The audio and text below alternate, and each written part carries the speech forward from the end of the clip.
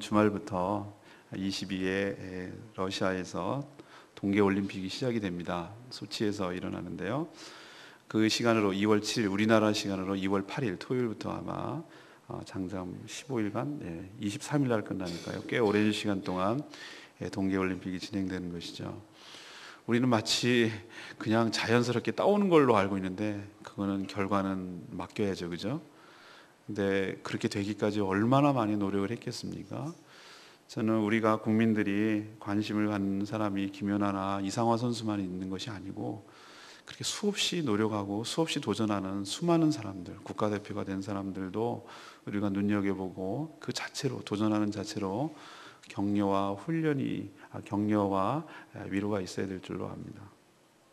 이렇게 세계적인 선수가 되기까지 어제도 또 재탕하듯이 김연아 선수가 어떻게 어려서부터 지금까지 세계적인 선수가 되었는지를 이렇게 다큐멘터리 형식으로 보여주던데, 그게 그냥 우리는 보이지만 온갖 그냥 부상병동이라고 말을 하는 거예요. 온갖 다 젊은 나이에 훈련을 너무 많이 해가지고 아픈 성한 곳이 없는 거예요. 그렇게 연단과 훈련이 있었기 때문에 그 세계적인 선수로 나오는 것이죠. 물론 천부적인 자질도 있어야 되지만 후천적인 노력이 있어야 되는 것이죠. 거기에는 부모의 강한 믿음, 지원, 그리고 코치의 체계적인 훈련, 격려, 이런 모든 것이 어우러져서 그런 김연아나 이상화 같은 세계적인 선수가 나오는 것입니다. 저는 그런 선수들의 훈련 과정, 또 그런 모습들을 보면서 하나님께서도 우리 자녀인 우리들에게 그런 정말 우뚝 선 세계적인, 하나님 보시기에 정말 멋진 그런 자녀로 키워내시기 위하여 지금도 우리를 다루시고 포기하지 아니하시고 우리를 새롭게 하셔서 그런 멋진 자녀로 키워내시기 위하여 지금도 우리를 훈련하고 계신 줄로 믿습니다. 훈련을 하고 있는 그 순간에는 너무 고통스럽고 끝내고 싶고 포기하고 싶고 하고 싶지가 않아요. 그러나 우리는 알고 있습니다. 이 모든 과정을 다 통과하고 나면, 오늘 욥의 고백처럼 이 모든 것이 다 통과하고 나면 정금같이 나올 줄로 믿습니다. 우리는 알고 있으면서도 연단과 시험 한가운데 있을 때 너무너무 견디기 힘들고 흔들리고 믿음이 없어지고 그럴 때가 너무 많아요. 오늘 말씀을 통해서 하나님 이렇게 우리를 계획하고 계시고 끝내 최후 승리를 얻게 하시고 우리에게 믿음을 더해 주셔서 그 믿음을 통하여 역사하시는 것을 할 때 우리의 믿음 없음을 탓하거나 원망하거나 우리를 그것을 질책하지 아니하시고 그 있는 그 수준에서 우리를 인정하시고 그 믿음을 한 단계 한 뼘씩 키워내시는 그 하나님의 열심을 오늘 경험하게 되기를 소망합니다. 그리고 또 하나 모습, 바로 그렇게 되기까지 우리의 모습이 어떤지 아브라함을 통해서 투영하기를 원합니다. 아브라함이 처음부터 대단한 인물이 아니었다는 것에 우리는 소망을 둔다고 제가 말씀드렸습니다. 아브라함이 처음부터 믿음의 조상이 되고 자기 아들 이삭을 칼로 댈 만큼 그런 믿음이 처음부터 있었는 것, 천만의 말씀이라는 것이 우리보다 어떤 면에서 더 형편없고 더 실수투성이고 더 허물이 많고 그런 존재가 하나님의 다루심과 하나님의 개입과 하나님의 훈련과 하나님의 체험을 통해서 그가 위대한 믿음의 조상으로 우뚝 서기까지 하나님이 어떻게 하셨는가. 그 아브라함 속이 아브라함이 주인공이 아니라 아브라함을 다뤄내시고 아브라함을 끝내 믿음을 주시는, 그래서 그 믿음을 통하여 역사하시는 그 하나님이 오늘 말씀의 주인공인 줄로 믿습니다. 우리는 아브라함에 주목하지 마시고 그 아브라함을 역사하시는 하나님의 열심에 주목하셔야 될 줄 믿습니다. 왜 그렇습니까? 바로 우리가 아브라함이기 때문에. 오늘 먼저 아브라함의 모습을 통해서 우리가 어떤 존재인지를 깨닫기를 바라는데, 믿음이 우리가 이 악다물고 우리가 굳은 결심을 하고 이것이 믿음이 아니라 믿음조차도 하나님께서 우리에게 은혜로 주시는 것을 깨닫기를 원합니다. 그러면 우리가 믿음이 없을 때 어떤 모습인가? 아브라함의 모습을 통해서 우리의 모습을 투영하기를 원합니다. 자, 아브라함은 어떤 사람이었습니까? 약속의 땅에 왔습니다. 그러나 기근이 듭니다. 먹고 살기 어렵습니다. 분명히 약속의 땅이라고 했으면 하나님께서 책임지시리라고 믿어야 되겠죠? 약속을 어겼습니다. 약속을 잊어버렸습니다. 망각했습니다. 그리고 그 땅을 떠나야 되겠다는 하나님의 얘기도 없었는데 또 얘기도 하지도 않고 얘기도 들은 바도 없는데도 불구하고 그는 애굽으로 도망합니다. 하나님을 버린 것이죠. 하나님의 약속을 헌신자처럼 버린 사람이에요. 거기 애굽 가서 그러면 잘 살았습니까? 자기 신변에 위협이 있고 목숨이 위태로우니까 자기 이복 누이죠. 만쯤은 맞는다고 그랬어요. 자기 아내를 이쁘고 빼앗고 자기를 죽이고 아내를 빼앗을까 봐 누이라고 속이자고 했어요.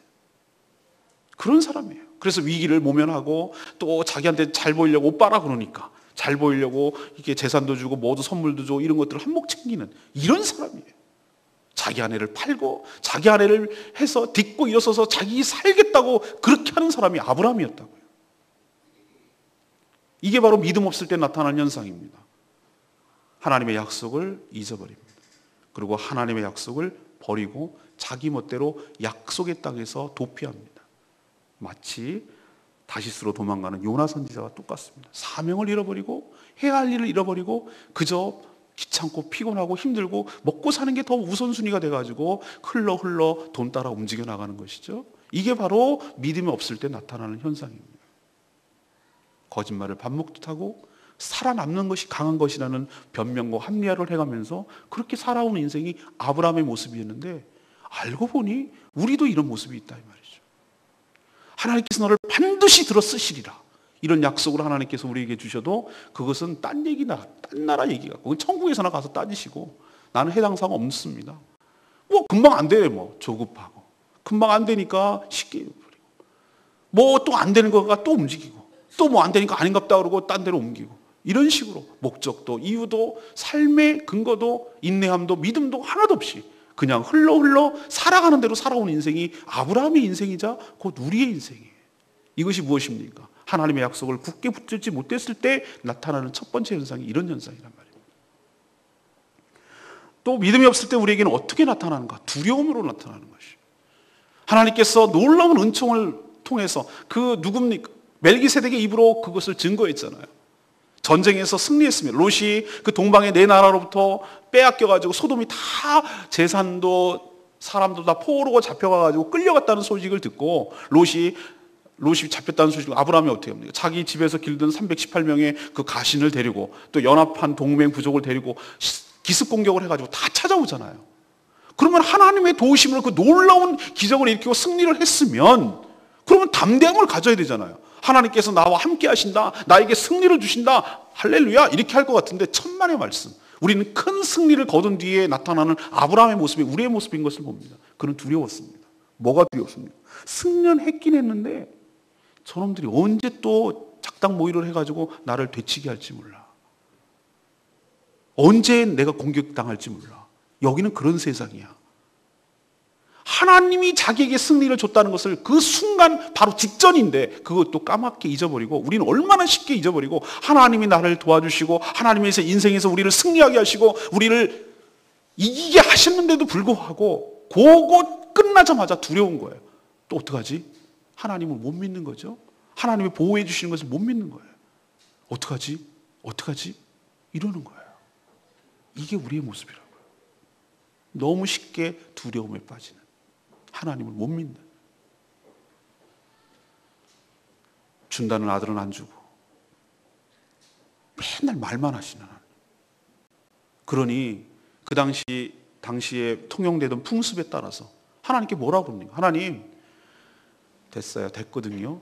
이제 내가 길르던 내가 어렸을 때 얘를 키웠는데 신실합니다. 엘리에셀이라고요. 다메섹 사람인데 아주 충직하고 얼마나 충성스러운지 모릅니다. 이 엘리에셀이나 내 상속자로 삼겠습니다. 하나님. 이게 뭡니까? 자기가 뜻대로 안 되고 하나님이 준다는 것을 못 기다리니까 어떻게 하죠? 현실과 타협하는 것이에요. 아 이건갑다. 뭐 이것도 되지 뭐. 꼭 뭐 내가 내가 나야 자식이야. 마음으로는 않는 거 있잖아. 마음으로는 양자 드리는 거. 그렇게 또 하나 방법이지. 뭐 남들도 다 그렇게 하더만 뭐 없으면 자식 없으면. 이런 식으로 뭡니까? 하나님께서 반드시 네 몸에서 날짜가 하나님의 언약의 약속이고 약속의 자식이라는 것을 버리는 거예요. 못 믿는 거예요. 불신하는 것이에요. 그리고 자기 방식으로 당시의 현실과 타협을 해서 이것이 하나의 대안일 수 있다는 생각을 가지고 하는 게 이게 바로 아브라함과 사라의 모습이라고요. 우리는 얼마나 현실과 잘 타협합니까? 자기 뜻대로 하면 얼마나 이 길 아닌가 보다, 뭐 하나님 이거 주시려고 이런가 보다 이러면서 거기에다 의미를 부여하고 합리화시키고 변명해가면서 남들도 다 그렇게 하는데 뭐 나라고 뭐 별 수 있나 뭐 이래가면서 살아온 인생 아니겠어요? 그게 바로 우리의 모습이잖아요. 사례는 또 어떻게 했습니까? 사례는 못 기다리니까 뭐 나이는 지나가고 있고 뭐 어떻게 뭐 아들 낳는다는 거예요. 그러니 자기 몸종 하가를 통해서 주는 거죠. 이렇게 해서 후손을 통하니까 그런 방법도 있으니까. 그럼 반쯤은 아브라함의 자식 아니야. 그러면 네 몸에서 날짜 맞긴 맞네. 뭐 이거 그럼 내가 품에서 키우면 되지 뭐. 몸종 그거 뭐 언제 씨바지 해가지고 내가 키우면 될 거 아니야. 이런 식으로 하는 것이 이게 바로 믿음 없을 때 나타나는 인간적인 방법을 쓴다는 것이죠. 인간적인 방법을 쓰면 당장은 뭔가 잘 되는 것 같습니다. 하가를 아브라함에 넣었더니 금방 또 아기를 갖는 임신하는 거예요. 그때부터 비극이 시작된다고 제가 말씀드렸죠. 항상 보면요, 인간적인 방법을 쓰면 뭔가 잘 통하는 것 같고 금방 이루어지는 것 같고 효과가 있는 것 같고 그래요. 그게 바로 믿음의 시험이고 믿음의 싸움이거든요. 근데 그 후유증이 얼마나 크다라는 것을 깨닫게 함으로써 하나님께서 그것을 보여줌으로써 우리가 아무리 위기의 상황에 처하고 정말 믿음이 흔들리고 어려울 때가 있어도 인간적인 방법을 쓰지 말라는 거예요. 그 대가가 너무나 가혹하니까. 임신하자마자 얘가 돌변하는 거예요. 아기 못 갖는 주인을 함부로 막 멸시하고 아주 우습게 여기는 거예요. 그 집안의 아들이라는 게 어떤 의미인지 아니까. 그러니 그것을 참아내지 못하는 또 사례는 화가 나가지고 뭐 또 그 핑계를 다 남편에게 전가합니다. 자기가 다 작당 모이고 다 해놓고서 남편한테 다 뒤집어 씌우는 거예요. 이게 죄성이고 이게 인간적인 방법을 쓴 결과가 나오는 거예요. 그렇게 막 딱똑똑똑똑 뭐 계속해서 그냥 남편이 한테 그냥 바가지를 긁어대니까 이 아브라함도 참 그러면 이런 됐으면 교통 정리를 하고 어떻게 이렇게 얘기를 했어야 되잖아요. 정리를 했어야 되잖아요. 그것도 안 하고 당신 종이니 당신 마음대로. 그게 어떻게 지금 이 상황이 그렇게 될 문제냐 말이에요. 그러니 아브라함이 그렇게 하자마자 기다렸다는 듯이 사례는 그 자기 몸종이라는 이유만으로 그냥 학대를 해야 됩니다. 온갖 뭐 무슨 언어 폭력을 썼고 몸의 폭력을 썼고 아주 못된 짓을 했겠죠. 그러니 하갈이 어떻게 합니까? 견디다 못해서 도망하고 이런 집안의 분란과 어려움이 생기는 것이죠. 이것이 어떻게 나타나는가? 믿음이 없을 때 인간적인 방법을 쓴 모습으로 나타나는 것입니다. 믿음이 없을 때 또 어떻게 나타나는 줄 아십니까? 저는 오늘 이 본문에서 읽었던 말씀이 우리의 모습을 잘 드러낸다고 생각해요. 17절 보세요. 하나님께서 나타나서 아들을 있을 거라고 하니까 17절에 이렇게 얘기합니다. 아브라함이 엎드려 웃으며 마음속으로 이르되. 이게 이중적인 모습이에요. 우리의 모습이에요. 저는 이 줄을 그면서 이게 내 모습이구나.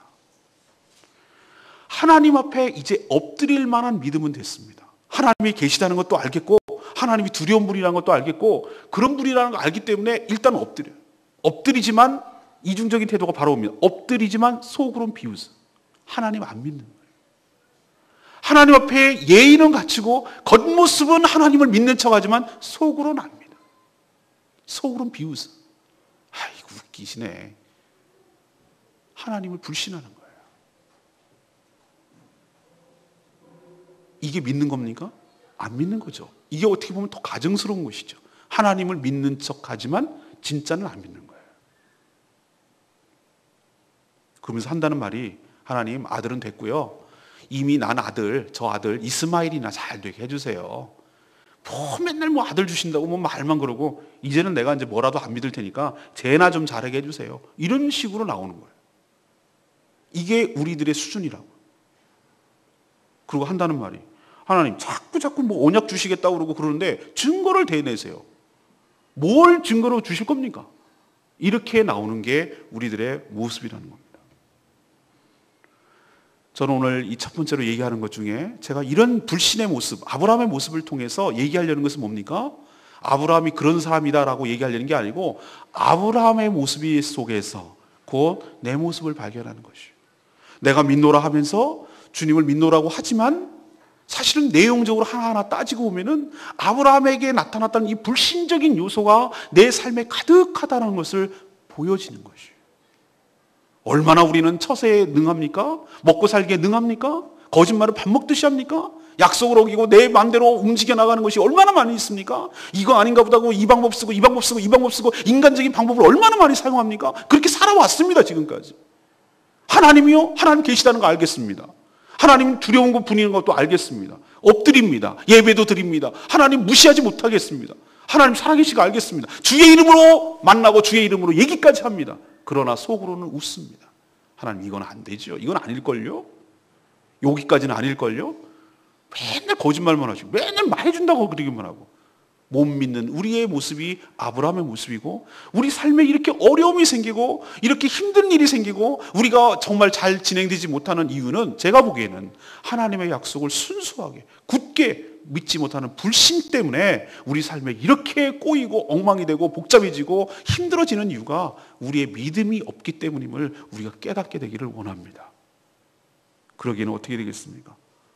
하나님, 제가 이런 존재임을 고백합니다. 저를 하나님 긍휼히 여겨주시고 저를 불쌍히 여겨주시옵소서. 그렇게 하나님 앞에 눈물로 아뢰고 자기의 실체를 솔직하게 인정하고 주님의 자비하심과 주님의 은혜와 주님의 긍휼을 구하는 여러분 되시기를 소망합니다. 우리에게는 소망이 없어요. 우리에게는 선한 것이 없어요. 그거를 인정할 때가 하나님의 역사하실 출발점이 서는 줄로 믿습니다. 아직까지도 내가 뭔가를 할 수 있다고 생각한다면 하나님이 개입하실 수가 없어요. 아직 불신의 상태니까. 아직까지 내 꼼수가 있다, 내가 쓸 수 있는 카드가 있다고 생각하는 사람에게 하나님께서 어떻게 역사하시겠어요? 그 방법을 소진해야지. 그것이 아니라는 걸 깨닫게 돼야 되죠. 그런 상태로서는 하나님의 믿음의 역사가 일으킬 수가 없는 거예요. 왜? 여전히 불신 가운데 있기 때문에. 그래서 하나님께서 두시는 거예요. 그 믿음이 더 성숙하고 그 믿음이 순전하고 그 믿음이 더욱 간결해지고 정결해지기까지 하나님께서 그 연단의 과정을 거치는 이유는 불순물을 다 빼야 되기 때문에. 우리 마지막에 부를 찬양이 뭡니까? 나의 길 주님께서 하시니 모든 단련한 후에 나를 정금같이, 개역 개정판에는 순금같이. 순금이 뭡니까? 불순물이 하나도 없는 순수한 금을 순금이라고 하는 줄로 믿습니다. 여러분 삶의 불순물을 다 빼는 거예요. 빼고 빼서 완전하고 순결한 정금 같은 인생으로 여러분을 끌어내시기 위하여 연단을 시키는 줄로 믿습니다.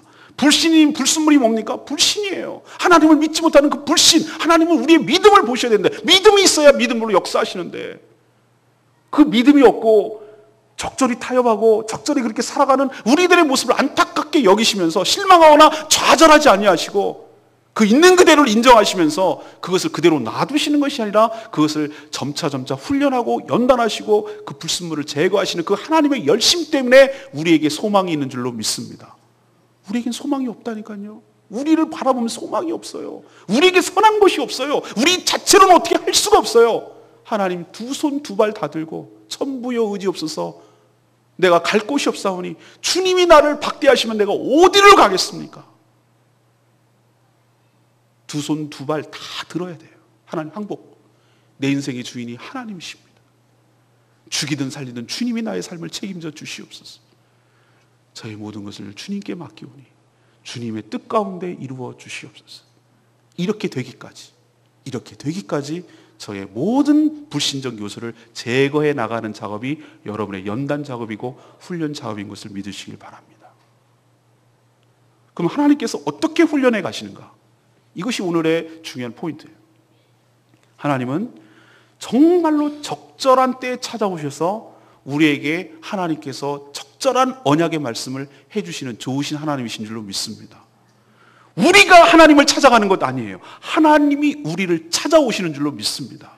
우리는 하나님을 찾아갈 주제도 못 되고 믿음도 못 되고 그런 믿음도 없어요. 우리에게 선한 것이 없어요. 우리는 그냥 우리 식대로 살아가요. 그런 죄 가운데 살아가는, 그렇게 낭망하고 그렇게 절망하고 자기 마음대로 살아가는 우리 인생에 하나님이 찾아오시는 것이 소망입니다. 그래서 복음입니다. 그래서 기쁨이고 그게 은혜입니다. 아브라함이요, 인생의 고비고비마다 아주 중요한 기점마다, 포인트마다, 인생의 그 순간순간마다, 정점을 찍을 때마다, 꼭 필요할 그때마다 하나님은 아브라함을 찾아주신 줄로 믿습니다. 언제? 고향과 친척과 아비 집을 떠나라. 넌 그대로 있을 존재가 아니다. 하나님께서 세상 가운데 택하여 부르실 때 하나님이 그를 찾아와 주신 줄로 믿습니다. 여러분이 하나님께서 그냥 세상 가운데 살아가는 수많은 사람들 중에 하나였을 것이에요. 그러나 하나님께서 그대로 두시지 않냐고, 하나님께서 계획하신 바가 아니고 미리 창세전에 여러분을 택하여 주시고 때가 되어서 더 이상 세상 가운데 살 수가 없어.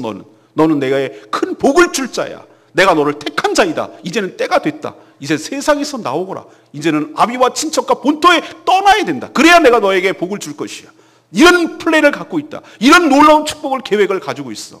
그러니 너는 떠나라. 라고 하는 그 처음 말라주시고 불러내실 때 하나님이 여러분의 인생에도 찾아가 주신 줄로 믿습니다. 여러분 스스로 나왔다고 착각하지 마세요. 여러분 그럴 주제도 못되고 그런 믿음조차 없는 사람이었어요. 그러나 아브라함을 찾아주신 하나님의 은혜가 있었듯이 여러분의 인생에 개입하시고 여러분을 찾아주시고 여러분을 세상 가운데 푹 빠져 살던 여러분을 이름을 불러내시고 이름을 불러주시고 나오라고 하셨기 때문에 여러분의 믿음의 여정의 출발이 시작된 줄로 믿습니다. 언제 또 찾아주셨습니까? 롯과 헤어졌습니다. 롯을 어쩌면 자기 마음속에 생각하는 조카 이상으로 생각했을 것이에요. 서로 객지에서 고생하면서 수많은 여정을 같이 했던 롯이 이제는 좋아서 떠나긴 하지만 그 마음의 허전함은 이루 말할 수가 없을 것이에요. 자기의 삶에 의지하던 것이 송두리째 무너졌을 것이에요. 어쩌면 자식 이상으로 생각하는 조카였을지 몰라요. 그런데 이제는 헤어졌을 때 그 마음의 허전함은 이루 말할 수가 없었어요. 우울증까지 걸렸어요. 그때 하나님은 찾아오십니다. 인생이 힘들고 너무 마음이 공고하고 너무 마음이 우울하고 울적하고 살 낙이 없고 그렇게 내 인생이 바닥점을 쳤을 때 하나님께서 여러분을 찾아주시는 줄로 믿습니다. 누구를 찾아오셨듯이 아브라함을 찾아오셨듯이 아브라함아 너 앉아있지 마. 거기 주저앉아있지 말고 일어서라. 그리고 돌아다녀. 종과 횡으로 네가 보이는 곳으로 다녀라. 왜? 우울증이 거기 있으면 안 되니까. 나와서 움직여야 되니까. 그리고 내가 너한테 약속하는데 하늘의 별을 봐. 바다의 모래를 봐. 이렇게 자손이 많아질 거야. 그리고 네가 다니는 그 땅이 바로 네가 밟게 될 그 땅이 내가 약속한 너의 땅이 될 것이야. 너의 후손들이 이 땅에서 살게 될 것이야. 약속이 희미해져 가고 내 믿음이 흔들려져 가고 낙담이 돼서 주저앉고 눈물 흘리고 축 까부러져 가지고 이제는 아무런 낙이 없다고 할 인생의 그 동굴 속에 들어갔을 때 인생의 저점이 있을 때 그때 아브라함을 찾으셨던 그 하나님이 여러분 인생에도 그 순간에 찾아가 주셨어요. 낭망하지 않게 하시고 그 주저앉지 않게 하시고 다시 손목을 일으켜서 밖으로 나오게 하시고 걸어 다니게 하시고 비전을 보게 하시고 희망을 주시고 꿈을 부풀게 하시고 살 이유를 찾게 해주시고 그래서 다시 재기하도록 인생에 새 출발할 수 있도록 은혜를 부어주시는 하나님이신 줄로 믿습니다. 적절한 타이밍. 또 언제 찾아오셨습니까? 두려울 때. 전쟁에서 이겼으나 되치기 공격을 당할지 모른다는 그 불안 속에 사였을 때 하나님이 그때도 찾아주셨어요. 그래서 첫 마디가 뭡니까? 내가 너의 방패요 내가 너의 상급이니라. 하나님이 그 말부터 하셨어요. 아브라함이 지금 무슨 얘기를 들어야 될지 무엇이 절실한지를 하나님이 너무너무 잘 아시는 것이에요. 아브라함은 지금 두려운 거예요. 그러니 하나님 자신이 이렇게 얘기하는 거예요. 내가 너의 방패야. 방패라는 상징이 뭡니까? 내가 너의 보호자야. 누구도 너를 함부로 못한다. 두려워하지 마. 내가 너 편이 되어줄 것이야. 내가 너를 지킨다. 내가 너를 책임진다. 그리고 너는 내가 너의 상급이야. 너의 복이 어디서부터 오는가? 너의 모든 축복이 어디서부터 내가 너에게 주는 것이야. 그러니 너는 나를 신뢰해라. 사랑하는 여러분, 우리도 얼마나 흔들릴 때가 많이 있습니까? 우리도 얼마나 인생이 불안할 때가 많이 있습니까? 그리고 두려울 때가 많이 있습니까? 그때 하나님은 여러분의 인생에 찾아오십니다. 그리고 여러분 심령에 말하십니다. 두려워하지 마라. 내가 너와 함께 하리라. 물 위로 걸을 때도 불로 통과할 때도 내가 너와 함께 하리라. 너는 두려워하지 마라. 나를 신뢰해라. 내가 너를 안고 간다. 이걸 통과한다. 그러니 너는 두려워하지 마. 염려하지 마.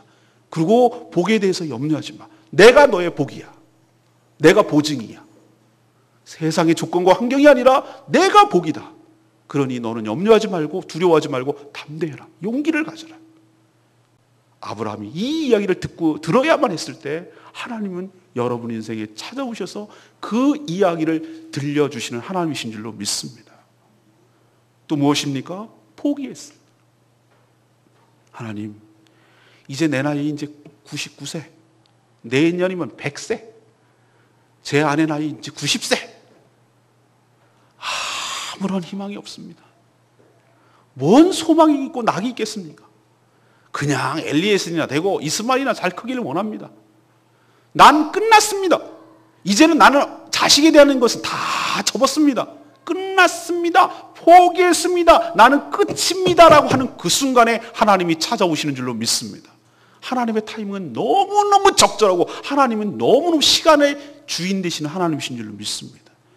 언제 무슨 얘기를 들려줘야 될지 하나님은 너무너무 잘 아시는 분이에요. 아브라함을 그렇게 다뤄가신다는 것을 지금 보여주는 것이, 나는 끝났다고 생각하는 그때가 하나님이 여러분의 인생에 찾아올 때인 줄로 믿습니다. 나는 아무런 소망이 없다고 하는 그 순간이 하나님이 개입하시고 하나님이 이야기를 들려주시고 하나님이 약속을 들려줘야 할 그 타이밍인 줄로 믿습니다. 하나님이 그렇게 하시는 분이에요. 하나님은 너무너무 내 인생에도 적절한 시기에 찾아오셔서 적절한 얘기를 해주시고 적절한 약속을 해주시고 말만 하시는 행하시는 분이 아니라 실제로 그렇게 우리의 행하시는, 언약대로 행하시는 신실하신 좋으신 하나님이신 줄로 믿습니다. 그렇기 때문에 아브라함이 그런 형편없는 믿음 속에서도 그의 믿음이 점점 한 뼘씩 자라서 믿음의 거장, 믿음의 조상으로 커가는 모습을 우리가 볼 수 있는 줄 믿습니다. 그러니 여러분도 소망을 갖기를 원합니다. 여러분에게 선한 것이 없어도 하나님의 열심으로 여러분을 이끌어내시고야 말 것입니다. 여러분을 반드시 믿음을 키워내셔서 적절한 순간에 여러분에 개입하셔서 여러분이 바닥 같은 믿음을 하늘 같은 믿음으로 하나님께서 바꿔내시고야만은 하나님의 열심을 신뢰하시기를 바랍니다.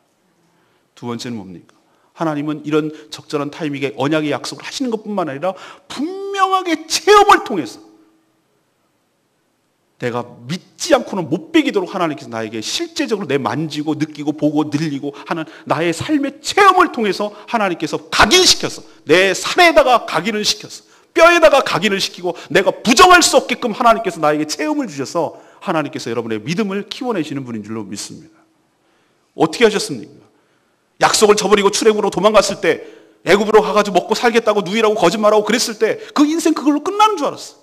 그냥 그렇게 사나보다, 내 인생 이렇게 해서 정리되나 보다. 그 순간에 하나님께서는 어떻게 하죠? 도저히 말도 안 되는 일이 벌어졌어요. 그 바로왕, 그 최고의 권위를 갖고 있는 바로왕에게 하나님께서 재앙을 내리셨어요. 그 모든 정황을 다 사실을 드러나게 하시고, 그쯤 됐으면 아브라함을 죽이고 사례를 차지했을 것인데 뭐가 얼마나 두렵게 하나님이 하셨는지 아브라함이 뭐라고 그랬어요? 아브라함에게, 야, 이 재산 가지고 아내 데리고 빨리 나가. 안 그러면 내가 죽게 생겼다 이 말이에요. 출애굽을 경험한 거예요. 우리는 후손, 500년 뒤에 그 후손들이 출애굽을 경험할 거라고 생각했는데 그게 아니라 하나님은 벌써부터 그 조상 아브라함 때부터 출애굽을 경험하게 하신 줄로 믿습니다. 하나님께서 여러분들을 그렇게 하실 것이, 인간의 꼼수를 쓰고 인간적인 방법 쓰고 완전히 외통수에 걸려가지고 꼼짝없이 다 뺏기고 꼼짝없이 다 죽게 생길 그 인생의 위기의 순간에 여러분은 할 수 있는 카드는 아무것도 없고 나는 이제 죽었구나, 끝났구나 라고 하는 그 순간에 하나님께서 여러분을 개입하실 줄로 믿습니다. 하나님의 능력으로, 하나님의 방식으로 그 여러분의 삶을 구출해내시고 끄집어내셔서 여러분 입술로, 이건 하나님이 나를 구해주셨구나, 하나님이 나를 살려내셨구나, 나 그 지옥 같은데 호랑이 굴에 들어갔는데 나를 끄집어내셨구나, 이건 내 힘이 아니구나, 하나님께서 하셨구나 라고 여러분의 입술로 간증을 받아내신 하나님이신 줄로 믿습니다. 체험을 하게 하시잖아요. 인생에 그런 체험이 있잖아요. 그러니 부정할 수가 없잖아요. 자기가 경험한 거니까. 롯을 구출했을 때 그때도 어떻게 했습니까? 318명 그거 갖고 어떻게 그 큰 나라, 내 나라를 갖다 이깁니까? 말도 안 되는 것이에요. 그러나 멜기세덱의 입을 빌려서 그것은 하나님께서 도와주셔서 하나님이 그 대적을 치게 하심으로 그 큰 승리를 거두게 하신 줄로 믿습니다. 이게 어떻게 가능하냔 말이에요. 사람의 힘으로. 하나님이 도와주시지 않고 이게 가능한 얘기냔 말이에요. 골리앗과 그 다윗과의 싸움이지. 하나님 항상 이런 식이에요. 횃불 언약식. 증거를 보여주세요. 하나님께 그렇게 얘기했더니 하나님께서 뭐라고 하신 줄 아세요? 동물을 잡아. 3년 된 암염소, 암양, 송아지 잡아. 반으로 갈라. 비둘기까지 해가지고. 그리고 밤에 횃불이 그 쪼개진 짐승들 시체 사이로 지나가는 거예요. 근데 그 횃불이 뭐라고 얘기하고 있죠? 하나님이신 줄로 믿습니다. 이 언약식을 횃불 언약식이라고 하는데, 횃불 언약식이 무엇을 의미하는지 아십니까? 언약의 당사자들이 둘이 통과하는 의식인데, 우리도 이렇게 무슨 뭐 형제를 맺는다고 할 때 의형제 맺는다, 피를 가르고 뭘 마시고 이렇게 하는 거 있잖아요. 근데 하나님께서 이 동물을 잘라내는 것은 무엇을 의미하는가? 바로 동물이 이 언약을 어겼을 경우 동물이 이렇게 반이 쪼개져서 죽는 것처럼 내가 내 목숨을 걸고서라도 이 언약을 반드시 지킨다. 아멘입니까? 이게 신약시대에 뭘로 넘어왔다고 그랬죠? 예수 그리스도로 나타나신 줄로 믿습니다. 인간이 철저하게 실패하고 철저하게 안 되니까 하나님은 자기 아들, 자기이자 곧 자기 아들 예수 그리스도를 이 땅에 보내시고, 하나님이신데 인간의 편에 서게 하신 것이, 인간의 편에 한편 되신 것이 아들을 통해서. 그래서 사람이 못 이루는 그것을 아들, 사람이 된 아들 예수 그리스도를 통하여 다 성취하시고, 자기지요, 하나님이죠. 예수 그리스도는 하나님이지요. 자기 몸을 쪼갰어. 자기 몸을 피를 흘렸어. 그렇게 해서라도 우리를 구원해내시는 하나님의 열심이 이때부터 나타난 줄로 믿습니다. 횃불 언약은 예수 그리스도의 피, 예수 그리스도의 보혈을 상징합니다. 그렇게 해서라도 우리를 언약을 지켜내시려는 하나님의 결단과 결심과 의지를 아브라함에게 보여주시는 줄로 믿습니다. 하나님, 더 이상 뭘 보여주세요? 하나님은 거룩하시고 완전하시고 자기 말에 책임을 지시고 그 말에 무게가 있는 분입니다. 하나님은 그냥 말하시면 되는 분이에요. 천지 만물을 말씀으로 창조하셨어요. 그럼에도 불구하고 아브라함을 믿게끔 하시기 위하여, 믿어지게 하시기 위하여 그런 횃불 언약이라는, 어떻게 보면 아브라함 때문에 만드신 언약식이에요.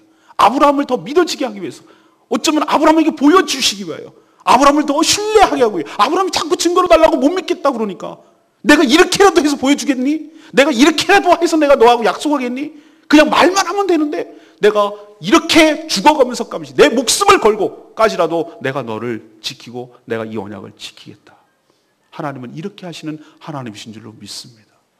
우리가 너무너무 흔들리고 너무너무 어려워지고 정말 희미해지고 그럴 때마다 하나님께서는 주의 말씀을 통하여, 언약을 통하여, 그 주 예수 그리스도의 십자가를 통하여 내가 이렇게까지 해서라도 너를 사랑한다는 건데 자기 아들을 이렇게 내어주는 분이 무엇이 아까워서 너에게 안 주겠느냐. 십자가가 바로 횃불 언약의 의미인 줄로 믿습니다. 여러분이 인생이 힘들고 어려울 때마다 무엇을 쳐다봐야 되는가? 십자가를 쳐다봐야 될 줄로 믿습니다. 십자가를 보면서 뭘 느낍니까? 우리의 제가 이렇게 불신과 하나님을 믿지 못하는 것이 팽배하구나, 그것을 죽여야만 끝나는구나, 그것도 보이지만 하나님이 이렇게 해서라도 우리를 구원해내시는구나, 자기 아들까지 주면서 우리를 지켜내시는구나, 우리에게 좋은 것을 주시는구나 라는 십자가를 통해서 언약이 얼마나 신실하게 지켜내시는지 그 하나님의 그 뚝심, 그 하나님의 결심, 그 하나님의 신실함을 십자가를 통해서 확인하시고 자기 아들까지 내어주시는 분이라면 나머지는 말할 것도 없는 줄로 믿으시길 바랍니다. 여러분의 필요를 채우시고, 이거는 일도 아닙니다. 자기 아들을 주셨어요. 뭘 안 주시겠어요? 근데 왜 우리는 안 믿는 겁니까? 하나님이 이런 십자가를 통해서 우리를 재회복하시고 다시 한번 상기시키고 다시 일어서도록 은혜를 주시는 분인 줄로 믿습니다. 할례를 하나님께서 할례를 행하게 하셨어요. 이거는 하나님 측면에서는 횃불 언약을, 인간의 측면에서는 할례를 행하게 했어요. 할례는 남자들에게 포경수술에 해당합니다. 모든 이스라엘 남자들은 다 하라고 그랬어요. 왜 하라고 그랬을까? 제가 말씀드렸죠. 그것이 언약의 증표라고 그래요. 표시, 사인이라고 그랬어요. 왜 그랬을까? 남자들은 느끼죠. 어린아이부터 어른들까지 하루에도 몇 번씩 화장실에 가요. 소변을 보잖아요. 그럼 보게 되잖아요. 보기 싫어도. 근데 그 표시를 보면 무슨 생각합니까? 이거는 뭐의 표시라고 그랬죠? 하나님께서 너와 언약을 맺은 것을 신실하게 지킨다는 표시야. 증거야. 우리는 어떤 곳에 증서에 문서에다가 도장을 이렇게 찍습니다. 옛날에 정말 미국에 목장이 있으면 어떻게 합니까? 이게 소다라는 것을 어떻게 해요? 불도장을 쿡 찍습니다. 그런 것처럼, 그렇게 해야 섞이지 않고 내가 확실히 이건 내 거야 라고 말하는 걸 수 있는 것처럼 하나님께서는 그 이스라엘 백성, 바로 아브라함의 후손에게 언약의 증표로 몸에다가 남기게 하는 거예요. 몸에다가 남기게 해서 볼 때마다, 잊어버릴 때마다 잊어버릴래야 버릴 수가 없도록 하나님께서 하루에도 몇 번씩이나 확인하도록 해서 내가 너를 언약을 지킨다, 내가 언약을 신실하게 지킨다는 것을 우리에게 보여주신 줄 믿습니다. 이 할례가 지금에 뭐라고 그랬습니까? 성령으로 우리에게 주시는 줄로 믿습니다. 우리에게 성령을 주셔서 우리 안에 성령께서 역사하시고 성령의 충만함을 주시고 성령의 감화 감동을 주시고 말씀을 깨닫게 하시고 말씀을 깨달을 뿐만 아니라 하나님께 간구하고 기도하게 하시고 내 입술에서 찬양이 나오게 하시고 아멘 소리가 나오게 하시고, 이 모든 것이 성령이 아니고서는 행할 수가 없습니다. 그것이 바로 여러분이 하나님의 자녀라는 증거인 줄로 믿습니다. 그걸 통해서 몇 번이고 하루에도 몇 번이고 하루에도 몇 번이고 너는 언약의 대상자야. 내가 너를 아직도 잊어버리지 않는다. 너는 성령이 계시다는 그 증거가 바로 내가 너를 택하고 너를 자녀라는 증거이니 흔들리지 마. 세상 속의 환경이 이렇게 변하다 하더라도 흔들리지 말고 약속을 붙들어라. 내가 너와 함께한다. 성령으로 함께하지 않니? 그것을 깨닫게 하시려고 할례를 마음속에 주신 줄로 믿습니다. 이게 성령이. 마지막은 뭡니까? 하나님께서 절망적인 상황 속에서 역사하셔서 하나님을 인정하게 만드시죠. 노인이고 여성이고 이제 생리도 끊어졌어. 아무런 소망이 없어요. 불가능해요. 그때 하나님께서 개입하셔서 하나님의 역사로, 하나님의 도우심으로, 하나님의 능력으로 죽었던 몸에서, 사라의 몸에서 이삭이 태어나도록 하시는 줄로 믿습니다. 이삭이 태어날 때 장막에서 웃던 그녀였어요. 그 웃음을 바꿔주셨어요. 큰 한방 웃음으로 바꿔주시는 줄로 믿습니다. 장막 뒤에서 웃었던 웃음은 비웃음이었어요. 하나님의 약속을 믿지 못했던 그런 믿음이었어요. 그런데 그 웃음을, 질을 바꿔주셨어요. 그 인생의 한방 웃음으로 약속으로 성취되는 것이 아들이라는 이삭의 웃음으로 우리에게 안겨지게 하시는 하나님이신 줄로 믿습니다. 여러분이 지금 비웃음의 상태였다면, 엎드려서 비웃고 있는 그런 상태였다면 절망하지 마십시오. 하나님께서 여러분의 인생에 개입하셔서 그 비웃음이 아니라 진정한 한방 웃음으로, 진짜 웃는 기쁨의 웃음으로 여러분의 인생을 바꿔주실 줄로 믿습니다. 하나님은 카드는 다양합니다. 포기란 모릅니다. 수많은 카드를 쓰시고 나를 다루셔서 끝내 우리 입술에서 간증을 받아내실 줄로 믿습니다. 우리 신영경 집사님 얘기를 같이 나누기를 원합니다. S중앙병원에서 퇴사하시고 벌써 2달이 넘어가는 것이. 우리 간절히 기도했습니다. 본인도 얼마나 간절히 기도했겠어요. 그리고 시간이 지나가고 그렇게 우리가 간절히 기도했던 것이 들어주지 않았어요. 그래서 안 된다고 다른 사람으로 내정됐다고 그렇게 통보까지 받았어요. 그러면 인간적으로 보면 이건 절망입니다. 안 되는 거예요. 그리고 또 실제로 육지에 다른 병원을 알아보고 있었어요. 그런데 바로 지난 목요일이죠.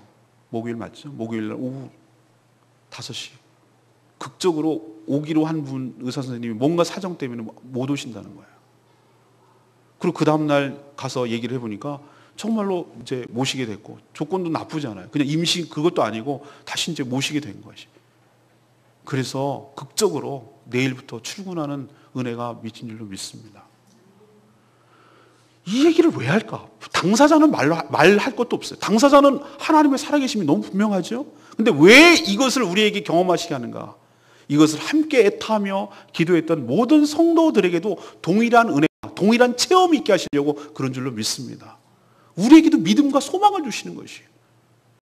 절망이라고 하는 그 순간에 하나님께서 개입하셔서 그것을 뒤집어 엎으시고 전화위복을 시키시고 쓴웃음을 짓는 인생에서 기쁨의 웃음으로 바꿔주시는 하나님, 역전하시는 하나님, 뒤집어 엎으시는 그 하나님, 우리의 약속과 우리의 언약과 우리의 중보기도를 들어주시는 그 하나님, 그 하나님을 우리가 찬양하게 하고 우리가 영광 돌리게 하고, 그리고 우리 모든 당사자뿐만 아니라 모든 우리 성도들의 입술을 통하여 간증하게 하시려고, 간증을 통하여 하나님이 영광 받으시게 하시려고 놀라운 역사를 이루신 줄로 믿습니다. 하나님의 타이밍은 너무나 절묘한 것이 그 전에 이루어졌다면 자신이 했다고 할 거예요. 끝까지 하나님께서 기다려요. 아브라함이 언제까지? 99세까지. 물이 99도에 안 끓습니다. 100도가 되어야 끓습니다. 하나님은 끝까지 끌고 가세요. 99세라는 것까지. 그래서 다 포기하고 안 된다고 생각하고 이제 끝났다고 생각하는 그 순간에 하나님은 개입하시고 역사하시는 줄로 믿습니다. 그래서 그 입에서 네가 한 게 아니라 내가 했다. 아멘. 하나님이 그 간증과 고백을 받아내시는 하나님이신 줄로 믿습니다. 우리의 실수와 우리의 연약함에도 불구하고 하나님은 포기를 모르세요. 그 열정과 신실함이 나를 끝내 복되게 하시는 줄로 믿으시길 바랍니다. 오늘의 주인공은 아브라함이 아니라 아브라함 뒤에서 역사하시는 하나님이 주인공이신 줄로 믿습니다. 모든 것을 다 행하시면서 믿음조차 우리에게 주시면서도 하나님은 어떤 형식을 취하시는가? 그 하나님의 약속에 우리의 믿음이 반응하기를 원하세요. 그 믿음이 하나님이 주셔요. 근데 우리는 해야 할 일이 있어요. 그 하나님의 약속에 대해서 믿고 신뢰하고 믿음의 반응을 일으켜서 거기에 따른 순종을 행하시기를 원하시는 줄로 믿습니다. 결국 그것도 하나님이 주신 것이기 때문에 다 하나님이 하시지만 모양새는, 모양을 띠는 것은 제가 하나님의 약속을 신뢰합니다. 그리고 그 말씀에 따라 신뢰하오니 그 말씀대로 순종하겠습니다 라고 순종할 때, 그때 하나님께서 믿음의 역사를 일으켜 주시는 줄로 믿습니다. 할례를 행하거라, 예, 행하겠습니다. 그때 믿음의 역사가 되는, 네 아들 이삭을 드리거라, 네, 드릴 때 역사가 일어나는 거랑 똑같아요. 다음 주에 그것을 묵상하겠습니다. 우리를 향한 하나님의 계획이 다 있으신 줄로 믿습니다. 다 아브라함인지는 아니지만 아브라함같이 하나님께서 여러분 한 사람 한 사람에게 놀라운 계획을 갖고 계세요. 여러분 인생을 축복하십니다. 그리고 하나님의 때와 하나님의 방법으로 여러분의 인생을 이끌어 가시는 줄로 믿습니다. 적절한 때에, 적절한 타이밍에 개입하시고 역사하셔서 여러분의 인생을 복되게 이끌어 가시는 걸 잊지 마시기 바랍니다. 연단과 훈련 한가운데 있을 때는 그게 안 보입니다. 죽겠습니다. 힘들어 죽겠습니다. 그냥 포기하고 싶고 놓고 싶습니다. 그러나 여러분 그때도 잊지 마십시오. 그래서 믿음이 필요합니다. 그 순간이 바로 지금 내가 훈련을 받고 있는 기간이구나. 이것을 통과하고 나면 내가 정금같이 나오리라. 이 믿음을 붙들고 버틸 때, 믿음은 버티는 거예요. 버틸 때, 믿음으로 버틸 때 그 끝맛을 보게 될 줄로 믿습니다. 소망 중에서 인내하십시오. 그리고 믿음으로 승리하십시오. 오늘 말씀 생각하면서 우리 찬양하기를 원합니다. 주가 보이신 생명의 길, 나의 길, 주님께서 하십니다.